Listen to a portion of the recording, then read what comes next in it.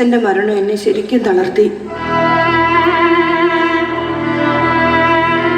അച്ഛൻ എന്തിന് ആത്മഹത്യ ചെയ്തു എന്ന് ഉത്തരമില്ലാതെ അവശേഷിച്ചു. പ്രിയപ്പെട്ടവരുടെ വേർപാട് മറ്റുള്ളവരെ എങ്ങനെ സ്വാധീനിക്കുമെന്ന് ഒരിക്കൽ കൂടി ഞാൻ തിരിച്ചറിഞ്ഞു. അച്ഛന്റെ മരണം നൽകിയ മുറ ഉണങ്ങും മുമ്പേ മറ്റൊന്നുകൂടി.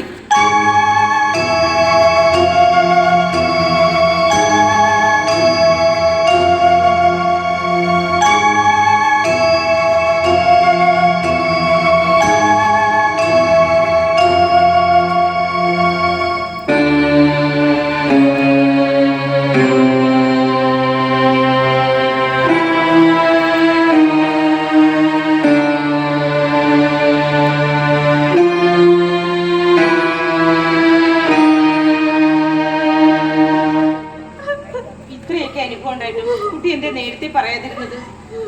പേടിച്ചിട്ടാ മദർ. പുറത്തു പറഞ്ഞ എന്നെ അമ്മയോട് കൊല്ലൂന്ന് പറഞ്ഞു. പിന്നെ എന്താ ഇപ്പൊ പറയാൻ തോന്നി? സ്കൂളിലെ കൗൺസിലിംഗൂടെ എനിക്ക് മനസ്സിലായി മദറിനോട് പറയണമെന്ന്. എന്നെ പോലെ ഒരുപാട് പെൺകുട്ടികൾ പീഡനത്തിന് ഇരയാകുന്നു. കൂടുതലും അവരുടെ വീടുകളിൽ നിന്നോ അയൽക്കാരിൽ നിന്നോ ആവാം. എന്നെ പോലെ ഭയമുള്ളതുകൊണ്ടാ അവരും ആരോടും പറയാത്തെ. പെൺകുട്ടികൾ ഭയന്ന് ജീവിക്കണം. നിന്റെ തീരുമാനം കൊള്ളാം പൊന്നോ. നിന്നെ പോലുള്ള ടീനേജ് കുട്ടികൾ ഇത്ര മാനസിക ശാരീരിക പീഡനങ്ങൾ അനുഭവിക്കുന്നുണ്ട്. മനുഷ്യാവകാശ കമ്മീഷനും ചൈൽഡ് വെൽഫെയറും നിയമവും ഒക്കെ നിങ്ങളെ സഹായിക്കാനുണ്ട്. തെറ്റ് ചെയ്തവരാരായാലും ശിക്ഷിക്കപ്പെടണം. കുട്ടിക്ക് ഇപ്പോഴെങ്കിലും പറയാൻ തോന്നിയല്ലോ, അതിന് ഞാൻ പൊന്നുവിനെ അഭിനന്ദിക്കുന്നു. പൊന്നു, പെൺകുട്ടികളുടെ എല്ലാ പ്രശ്നങ്ങളും അവരുടെ അമ്മയോട് പറയണം. അമ്മയാണ് അവരുടെ വഴികാട്ടി. ഏതായാലും പൊന്നുവിന്റെ അമ്മ വരട്ടെ. ഞാൻ പറഞ്ഞ അമ്മ വിശ്വസിക്കില്ല. അമ്മയുടെ ഭർത്താവിനെ അത്രയ്ക്ക് വിശ്വാസമാ.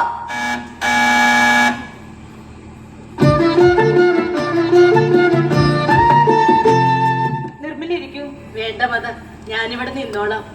മദർ എന്തിനാ എന്നോട് പെട്ടെന്ന് ഇങ്ങോട്ട് വരാൻ പറഞ്ഞത്? പൊന്നുവിന്റെ ഒരു കാര്യം പറയാനാ. ആ, എനിക്കും അത് തന്നെയാ പറയാനുള്ളത്. പൊന്നുവേ വീട്ടിൽ വന്ന ഒരക്ഷരം പഠിക്കത്തില്ല.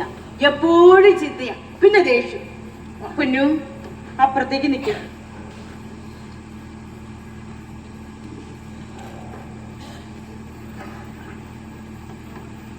ഈ സ്കൂളിലെ ഏറ്റവും പിടിക്കായ കുട്ടിയാണ് പൊന്നു. ഈ സ്കൂളിന്റെ അഭിമാനം. പക്ഷേ അമ്മയായ നിർമ്മല ഇപ്പൊ കുട്ടിയെ ശ്രദ്ധിക്കുന്നില്ല. ടീനേജ് കുട്ടികൾക്ക് വേണ്ടത് ഒരമ്മയുടെ നല്ല വാക്കുകളും പരിചരണവുമാണ്. നിങ്ങൾക്ക് അതിനുള്ള നേരമില്ല. മദർ എന്താ പറഞ്ഞു വരുന്നത്? നിങ്ങളുടെ വീട്ടിൽ ആരൊക്കെയാ താമസിക്കുന്നത്? ഞാനും പൊന്നും പിന്നെ എന്റെ ഭർത്താവും. അച്ഛനെ 2 മാസം മുമ്പ് മരിച്ചുപോയി. ഭർത്താവെന്ന് പറഞ്ഞാൽ പൊന്നുവിന്റെ അച്ഛനല്ലല്ലോ? അല്ല, നിങ്ങളുടെ രണ്ടാം ഭർത്താവ്. അതെ. അയാൾക്ക് പൊന്നുവിനോടുള്ള സമീപനം എങ്ങനെയാ? അയ്യോ, വലിയ സ്നേഹമാ. പൊന്നൂന്ന് വെച്ചാലേ ജീവനാ. എങ്കിലാ ജീവൻ തന്നെയാ പൊന്നുവിന്റെ ഇപ്പോഴത്തെ മാനസികാവസ്ഥയ്ക്ക് കാരണം. കഴിഞ്ഞ കുറെ നാളുകളായി ആ കുട്ടി പഴന്നാ കഴിയുന്നത്. അതിന്റെ കാരണം അവൾ എന്നോട് പറഞ്ഞു. കേട്ടിട്ട് തീരുമാനിക്കൂ എന്ത് വേണമെന്ന്.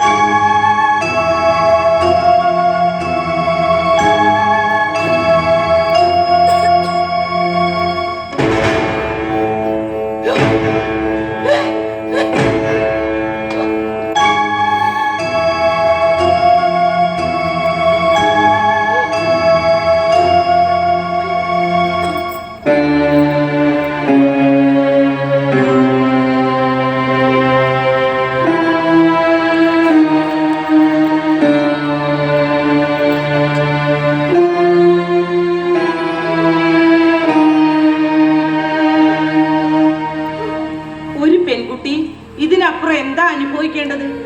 അവളുടെ മാനസികവും ശാരീരികവും വളർച്ച അമ്മയായി നിർമ്മല തിരിച്ചറിഞ്ഞില്ല. നിങ്ങളുടെ ഭർത്താവിനെ കുഞ്ഞുനാളിൽ അവൾക്ക് ഇഷ്ടമായിരുന്നു. എന്ന് മുതൽ അയാളെ വെറുക്കാനും ഭയക്കാനും തുടങ്ങിയെന്ന് നിങ്ങൾ അന്വേഷിക്കണമായിരുന്നു. നിങ്ങളിത് ചെയ്തോ? നിങ്ങളുടെ അച്ഛന്റെ മരണം പോലും ഇതുമായി ബന്ധമുണ്ട്. അത് പെൺകുട്ടികൾക്ക് നേരെയുള്ള അതിക്രമങ്ങൾ വർദ്ധിച്ചു വരുന്ന കാലമാണ്. മനുഷ്യത്വമില്ലാത്തവർക്ക് അമ്മയെന്നോ മകളെന്നോ സഹോദരിയെന്നോ ഇല്ല. അവർക്ക് വേണ്ടത് പെണ്ണാ. ഇനി ഇത് കണ്ടില്ലെന്ന് നടിച്ചാൽ പൊന്നൂനെ നിങ്ങൾക്ക് നഷ്ടമാകും. ഇത് അറിയിക്കേണ്ടവരെ അറിയിക്കണ്ടേ? അയാൾക്ക് അതിനുള്ള ശിക്ഷ വാങ്ങിക്കൊടുക്കണ്ടേ? എന്താ ഒന്നും മിണ്ടാത്തത്? ഇങ്ങനെ ഒരു അവസ്ഥ മറ്റൊരു പെൺകുട്ടിക്കും ഉണ്ടാകാൻ പാടില്ല. ഇത് പുറത്തറിഞ്ഞാൽ വാർത്താ മാധ്യമങ്ങൾ ആഘോഷമാക്കില്ലേ? മൊബൈൽ ഫോണുകളിൽ നിറയില്ലേ? എന്റെ ദൈവമേ, എന്റെ മോട് ഭാവി. പിന്നെ എന്ത് വേണം?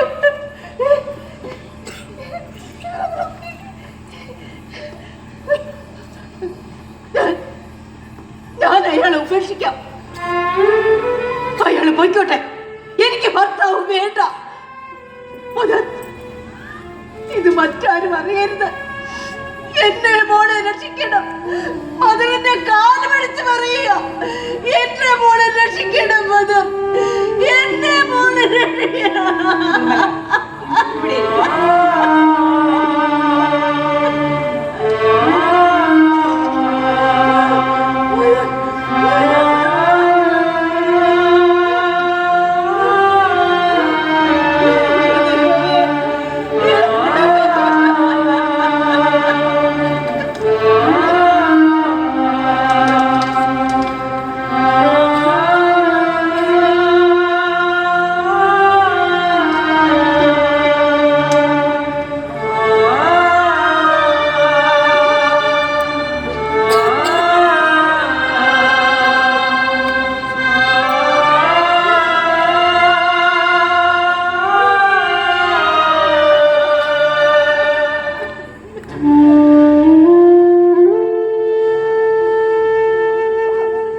പൊന്നു, കഴിഞ്ഞതൊക്കെ മോള് മറക്കണം.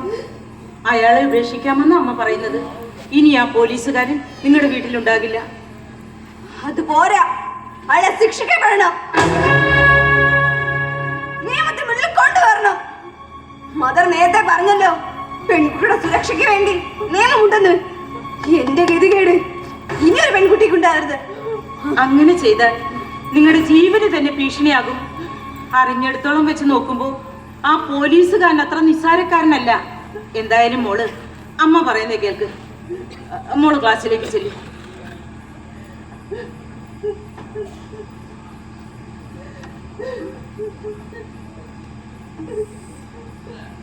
അമ്മ